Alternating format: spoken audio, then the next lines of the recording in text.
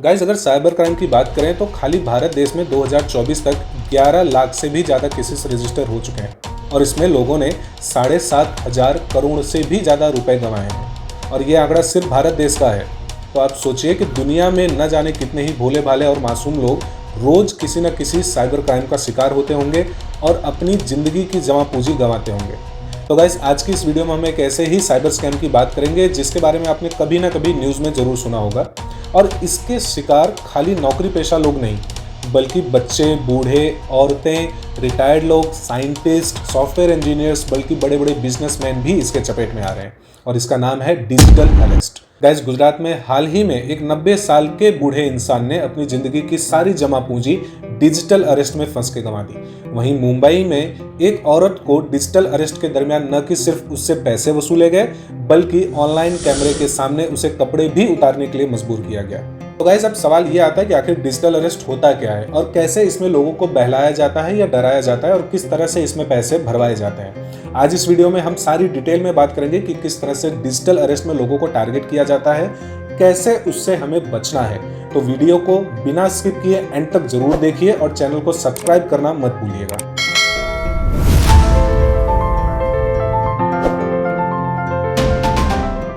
नमस्कार दोस्तों, मेरा नाम है श्याम पांडे और आपका स्वागत है हमारे इस यूट्यूब चैनल में। तो गाइस, साइबर क्राइम बहुत टाइप के होते हैं। Investment scam, extortion, sextortion, digital arrest, phishing, इन सब साइबर क्राइम में दुनिया भर में लाखों करोड़ों लोग अपने जिंदगी भर की जमा पूंजी गंवा रहे हैं।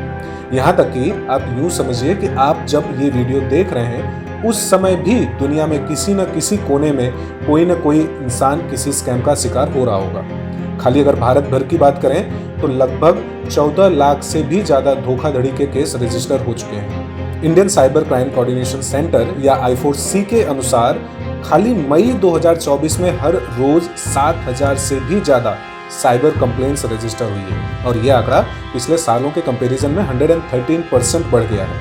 मतलब जैसे जैसे टेक्नोलॉजी आगे बढ़ रही है वैसे वैसे चीजें हमारे लिए आसान तो हो रही हैं, लेकिन उसके साथ साथ डेटा ब्रीच या साइबर क्राइम भी बढ़ रहा है और नए नए तरीके से लोगों को फंसाया जाता है। और ये कहना भी गलत नहीं होगा कि आज के समय में स्कैम करना या साइबर क्राइम एक फुल टाइम बिजनेस है जिसमें लोग बकायदा जॉब करते हैं। अगर खाली पिछले 5 सालों के डेटा की बात करें तो फाइनेंशियल फ्रॉड 1000% से भी ज्यादा बढ़ गया है और खाली 2023 में ही इन्वेस्टमेंट स्कैम में लोगों ने 1 लाख से भी ज्यादा केसेस रजिस्टर करवाए हैं। और पिछले कुछ महीनों में एक नया स्कैम सामने आया है जिसमें लोग फंस रहे हैं और उसका नाम है डिजिटल अरेस्ट। I4C के एक डेटा के अनुसार भारत में अब तक 92,000 से भी ज्यादा केसों में लोग अपना 2100 करोड़ से भी ज्यादा पैसा गंवा चुके हैं। और ये स्कैम इतना सोफिस्टिकेटेड और कन्विंसिंग है, इसका अंदाजा आप खाली इस बात से लगाइए कि वर्धमान ग्रुप के चेयरमैन एंड मैनेजिंग डायरेक्टर भी इस स्कैम में फंस चुके हैं, जहां उन्हें CBI ऑफिसर बनके कॉल किया गया, फेक सुप्रीम कोर्ट का सेटअप दिखाया गया और यहां तक कि फेक जज ने बैठकर वर्चुअली उनकी केस की सुनवाई भी की। अब आप सोचिए, एक इंसान जो वर्धमान ग्रुप का चेयरमैन है, कई दशकों का तजुर्बा है, उसे कैसे कोई झांसे में ले सकता है। लेकिन न कि ऐसा हुआ बल्कि उन्हें डिजिटल अरेस्ट करके उनसे 7 करोड़ रुपए भी भरवाए गए। और ऐसा नहीं है कि सिर्फ इसमें कोई बिजनेसमैन या कोई नौकरी पेशा इंसान फंसता है, इसमें बहुत सारे साइंटिस्ट, इंजीनियर, एक्टर, यहाँ तक कि खुद रिटायर्ड पुलिस ऑफिसर और आर्मी मैन भी फंस चुके हैं। मध्य प्रदेश के इंदौर में डिपार्टमेंट ऑफ एटॉमिक एनर्जी में काम कर रहे साइंटिस्ट को फ्रॉस्टर ने डिजिटल अरेस्ट किया, उनसे 71 लाख रुपए लूटे। वहीं नोएडा के एक रिटायर्ड मेजर जनरल से 2 करोड़ रुपए भरवाए गए और इसके बीच उन्हें 5 दिन तक डिजिटल अरेस्ट रखा गया।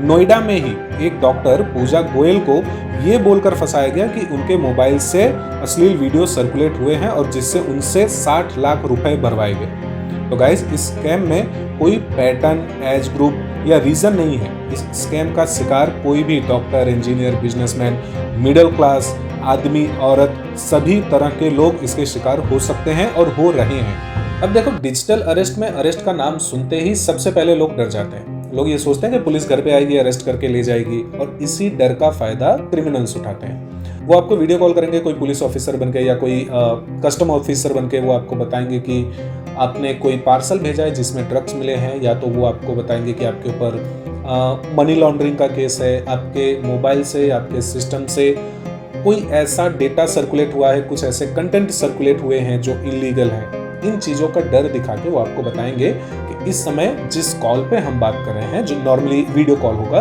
उसको आप डिस्कनेक्ट नहीं कर सकते और आप डिजिटली अरेस्ट किए गए हैं। लोग कई बार बदनामी के डर से, समाज में पुलिस आएगी, पकड़ के ले जाएगी तो समाज में बदनामी होगी, इन डरों से लोग उस कॉल को डिस्कनेक्ट नहीं करते और इसी को डिजिटल अरेस्ट कहा जाता है। गाइस, पिछले 4-6 महीनों में खाली दिल्ली में डिजिटल अरेस्ट के 600 से भी ज्यादा केस हो चुके हैं और इसमें लोगों ने 400 करोड़ से भी ज्यादा इसमें पैसे गंवा दिए हैं। तो अब ये देखते हैं कि जब डिजिटल अरेस्ट किसी को किया जाता है तो किस तरह से उन्हें डराया जाता है, किस तरह से उन्हें धमकाया जाता है, या तो किस तरह का प्रोसेस आगे होता है डिजिटल अरेस्ट में। इसमें सबसे पहला तो वो आपके ऊपर झूठे आरोप लगाएंगे। इसमें कॉलर अक्सर ये बताएंगे कि पार्सल में ड्रग्स मिला है, मनी लॉन्ड्रिंग है या कोई भी ऐसा काम जो गवर्नमेंट की नज़र में इलीगल है या समाज की नज़र में जो अच्छा नहीं है। इस तरह की चीज़ें बता के वो डराएंगे। दूसरा ये होता है कि गिरफ्तारी की धमकी देंगे। वो आपको बताएंगे कि आपको अरेस्ट कर लिया जाएगा, अगर आप कॉल को डिस्कनेक्ट करते हैं तो पुलिस आपके घर आएगी, आपको पकड़ के ले जाएगी, जिसमें गिरफ्तारी और सामाजिक बदनामी का डर दिखाते हैं। इसके बाद लोगों को आइसोलेशन में रखा जाता है। सो डिजिटल अरेस्ट के दौरान आपको किसी भी तरह की बाहरी जानकारी से दूर रखा जाता है।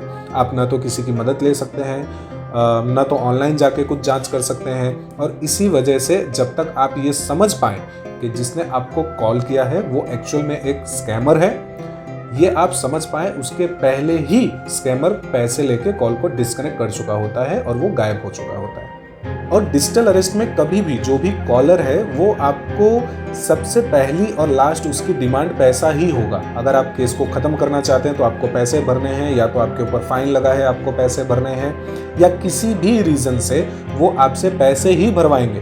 वो कभी कॉल पे ये नहीं बताएंगे कि आप नज़दीकी के लिए किसी पुलिस स्टेशन में जा सकते हैं या नज़दीक में किसी डिपार्टमेंट में जाके आप इंक्वायरी कर सकते हैं। ऐसा कुछ नहीं बताया जाएगा। उसमें आपसे यही कहा जाएगा कि आपको फलाना रीज़न से इतने अमाउंट यहाँ पे ट्रांसफ़र करने हैं, तभी आपका केस बंद होगा या तभी आप छूट पाएंगे।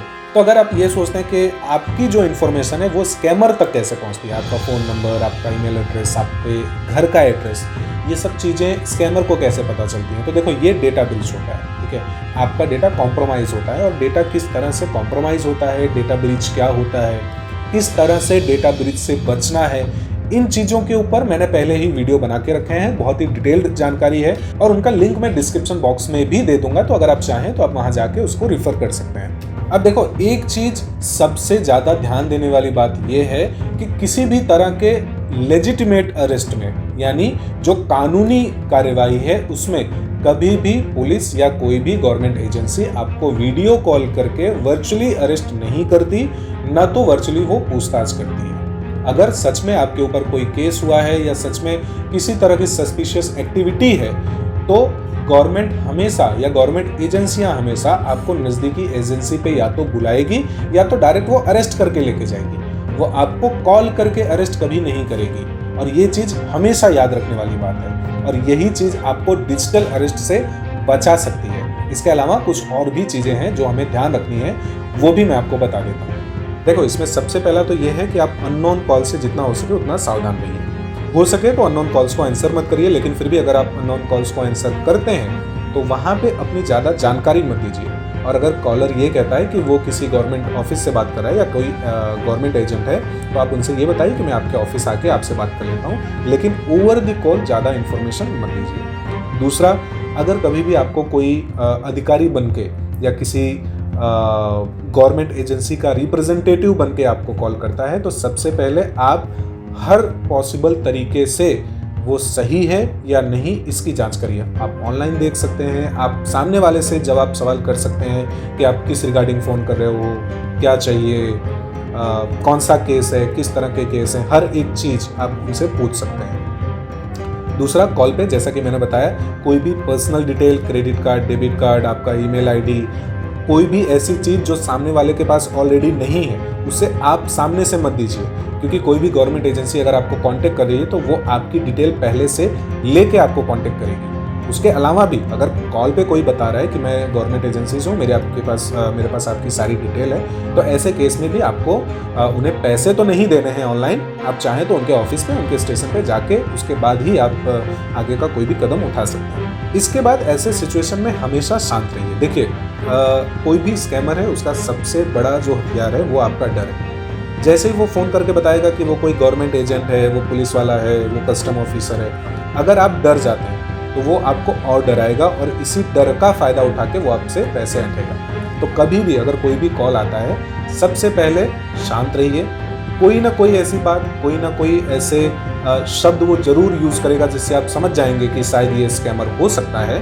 तो कभी भी किसी भी ओवर द कॉल, किसी दबाव या किसी धमकी में आके हड़बड़ा के कोई काम नहीं करना है। ऐसे सिचुएशन में आपको हमेशा शांत रहना है और सामने वाले का लेजिटिमेसी जो है वो आपको वेरीफाई करनी है। इसके बाद नए नए जो घोटाले होते हैं या स्कैम जिसे हम कहें, नए नए साइबर क्राइम्स जो होते हैं, उसके बारे में ज़्यादा से ज़्यादा जानकारी रखिए। आप ऑनलाइन जानकारी ले सकते हैं, न्यूज़ चैनल के माध्यम से आपको जानकारी मिलती रहती है।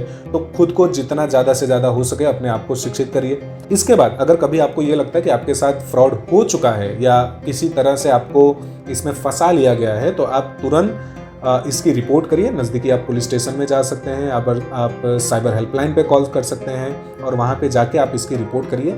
अगर आपके पैसे चले गए हैं तो शायद 10% चांस है कि आपके पैसे वापस आ जाएंगे, लेकिन फिर भी अगर आप समय रहते कंप्लेन कर देते हैं, अपने बैंक को नोटिफाई कर देते हैं, आप पुलिस स्टेशन में कांटेक्ट कर लेते हैं, आप साइबर पुलिस से कांटेक्ट कर लेते हैं, तो yes there will be chance कि शायद आपके पैसे वापस आ जाए या जिसने धोखाधड़ी की है शायद वो पकड़ा जा सके। उसका चांस फिर भी रहता है। हालांकि ये बहुत कम होता है, लेकिन फिर भी बहुत सारे केसेस में पुलिस की मदद से और गवर्नमेंट एजेंसियों की मदद से लोगों के पैसे वापस आए हैं और साइबर क्राइम जिसने कमिट किया है, जिसने क्राइम किया है, उसे पकड़ा भी गया है।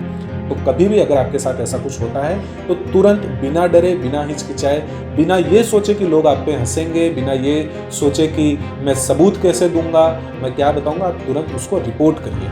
तो गाइज आई होप कि साइबर क्राइम में डिजिटल अरेस्ट जो है उसके बारे में आपको सारी जानकारी इसमें मिल गई होगी। और अगर ये वीडियो आपको पसंद आई तो इसे आप हर उस इंसान के साथ शेयर करिए जिसे आप बचाना चाहते हैं। मिलते हैं अगले वीडियो में, तब तक के लिए स्टे सेफ, स्टे हैप्पी, नमस्कार।